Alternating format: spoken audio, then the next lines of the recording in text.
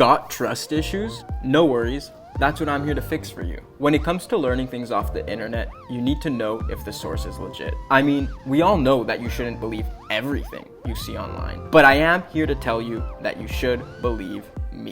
As you guys already know, I'm just a kid at heart who wants to share the wonderful world of FPV with you. I've seen it all in the RC hobby over the past 10 years, and my experience is now going to be your knowledge. So, you're still listening? I will solve your FPV trust issues in these short freestyle sessions, I promise, but you need to quickly subscribe. The best therapist in the world can't be free. Remote ID has now become the source of many trust issues. The US Court of Appeals has upheld the constitutionality of the FAA's Remote ID requirement, which essentially means that starting September 2023, all drones over 250 grams that aren't flying in a controlled drone dog park will need to have a little module on them which gives the FAA a live broadcast of where the drone is and what it's doing. This module is not only going to be an added cost, but will add weight, and having to install one on your FPV drones will change their characteristics, in addition to adding yet another barrier to entry to the great hobby of FPV flight.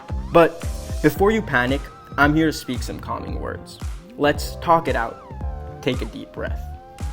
Here's the actual definition of remote ID. Remote ID is the ability of a drone in flight to provide identification and location information that can be received by other parties. Remote ID helps the FAA, law enforcement, and other federal agencies find the control station when a drone appears to be flying in an unsafe manner or where it is not allowed to fly. Remote ID also lays the foundation of safety and security groundwork needed for more complex drone operations. Basically, nothing that really matters when it comes to power looping a tree in an empty parking lot. So, here's my first point. For us FPV pilots, we still have a full year until we even need to actually worry about installing this system or not on our drones. So I would just cross that bridge when you get there. Secondly, I have a feeling that, as I described before, you will probably be able to get away with flying your drone below tree level in an empty parking lot or at an abandoned building without the FAA sending a SWAT team. I mean, come on.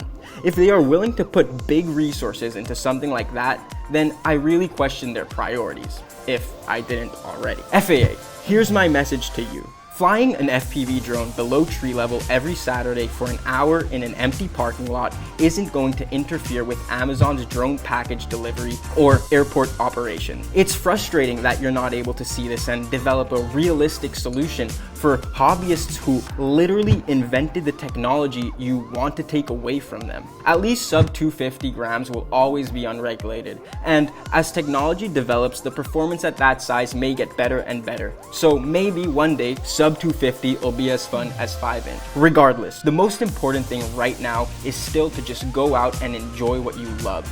FPV. Sometimes you're not able to realize how much you love something until you lose it. So don't let that happen with FPV. There will be a Trust Issues Part 4, so subscribe so you don't miss that. Let me know what you guys think about the remote ID ruling in the comments. Are you gonna fly without complying in 2023? Till next time.